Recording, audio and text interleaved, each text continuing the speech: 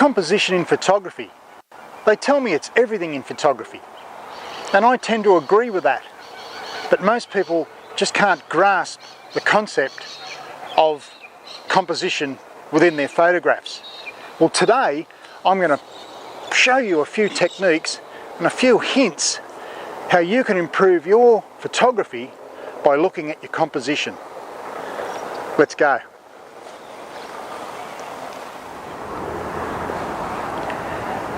Okay, behind me here is this beautiful pavilion which they use for weddings in this beautiful park here in Western Sydney.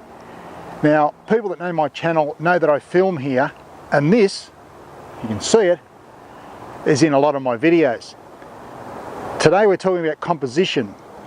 Now, I've seen lots of people photograph this pavilion, and they tend to just stand in front of it and take the shot without thinking about their shot, without thinking like a photographer, without thinking like how I want the shot to be. I'll just show you what they usually do. Okay, they usually just stand here and take a full frontal shot of the pavilion, like this.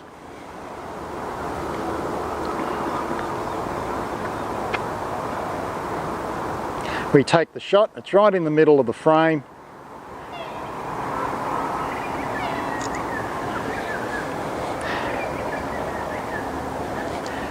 That's the shot they usually take. Now you have a look at that shot.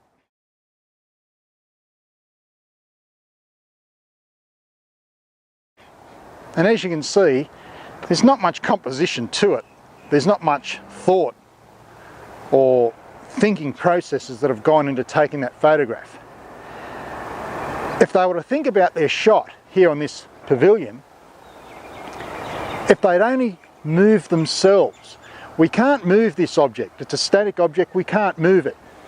But what we can move is we can move ourselves. So what I'll do, I'll take another shot and show you how it should be. I'm going to set the camera up.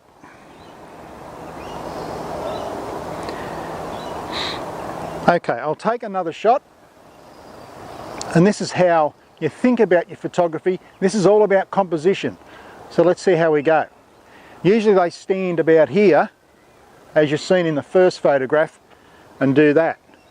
But if they were to move back from the pavilion and have a look what they see, this is all about composition, guys. This is about thinking about your photography, thinking about how you want the shot to be. So I've come back virtually right back to my camera here. Now look, we'll see what we can do. Okay, we take the shot.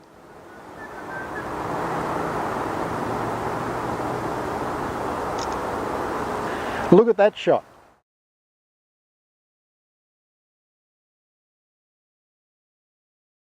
Compared to the first one. The first one has got the pavilion right in the middle of the frame. No composition, no thinking about it. But by moving myself back away from the pavilion, I've now got this beautiful tree forming on the right hand side. So you look at the first picture, all you see is the pavilion, but you look at the second picture and you see the tree as a border next to the pavilion. That's composition. That's thinking about your photography.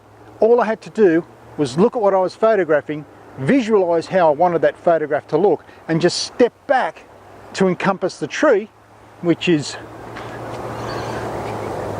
over there somewhere, and I think you get a better shot. Now, let's move over there. There's something that's going to challenge me. Come with me and I'll show you. Okay, here's another classic example here on my right hand side. Once again, we're in a beautiful pavilion area where they photograph weddings and so forth. But once again, people, when they come here, they don't really think about their shot, because this is a classic example of composition associated with leading lines, and I'll show you exactly what I mean. Okay, so if you look to your right and then to the left over here, you've got these Buxus or Murraya hedges running down both sides of this pergola area. Now most people that I see when they're here, I'll just turn my camera on, what they do is they photograph it like this, and they don't really think about their composition, about how the photograph should really be. So I'll take the first photo, and this is probably the photo that everybody takes, and then I'll take one by just moving my body and moving my camera just to create that extra special shot through the use of composition and leading lines in this case. So I'll take the first shot, and this is what most people do.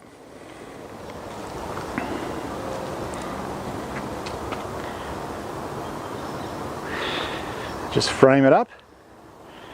We get a lot of the roof up there of the pergola. We take the photo. Okay, have a look at that photo.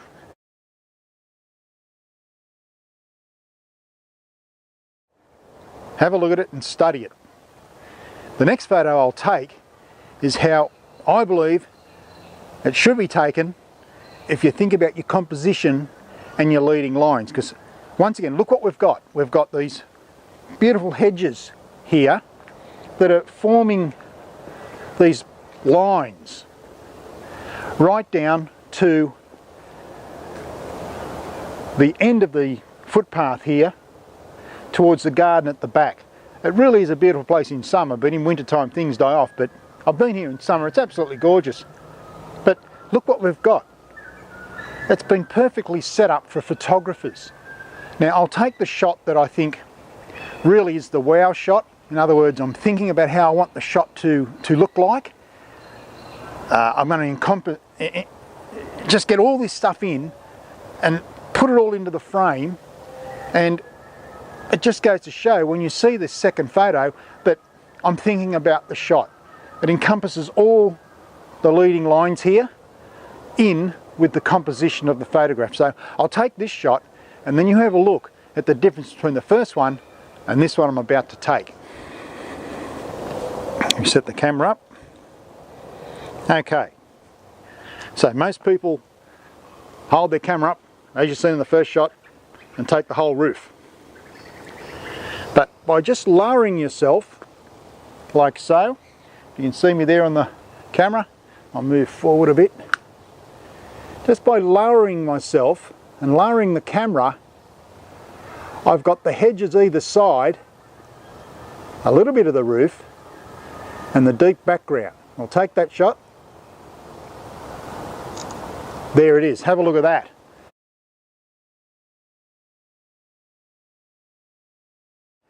There's a huge difference, guys, in those two photographs.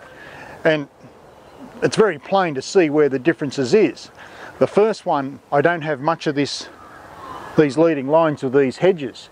But the second photograph, you can see those hedges in there, and it draws the viewer's eye from the foreground to the middle to the background. So in the second shot, what we have foreground. We walk down here. We have middle ground, and right at the back there we have our background. It's a layered shot with the right composition, and the right composition encompasses these beautiful hedges leading down to the end of that circular garden there. And I believe if people were to come here and to think about their photography, doesn't matter where they are, I'm just using this as an example, they can achieve these shots as well by just taking that bit of extra time. Because at the end of the day, this isn't moving. We can't move this. You've got plenty of time to compose and think about your shot. Start thinking about a photographer, and your photos will be so much better.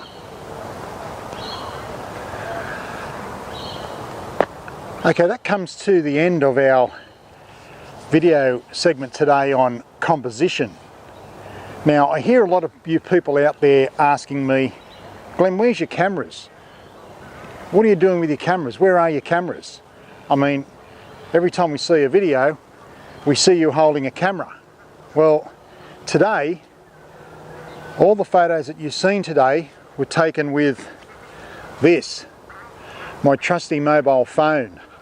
And the reason being is because most people I see are photographing or taking photographs with their phones. And today's video was about composition. Now, composition is not a camera function, it's a you function. It's up to you to work out the composition. The camera won't do it, the phone won't do it. So it's all about composition. Now, the reason why I did this video this morning with this phone is because when you're taking photographs with your phone, you're not necessarily worrying about settings and apertures and white balance and things like that as you do in a digital SLR. It's all about learning composition. And I thought, well, what a great way to teach people by using a tool that everyone else has when they're taking photographs, and that's the mobile phone. So that's why I didn't bring out the camera today. It's here, but I didn't bring it out because I've got something to do later on for you guys. But the reason why I used the mobile phone today was because I wanted to show you how and why you should think about your composition when you're taking a photograph.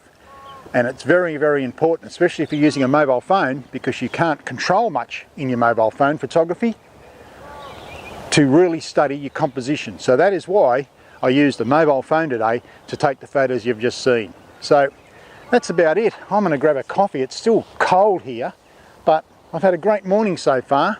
I've got a bit more work to do on a couple of more videos for you, which I'll post later on. But I just want to say thank you for watching this, and I hope you'll learn by this. If you've got any comments or remarks, please put them down below in the box below, and I'll endeavour to get back to you very shortly. So until next time, as I always say, be nice to yourself, family and friends, but most of all, you have fun and you keep shooting. Bye for now.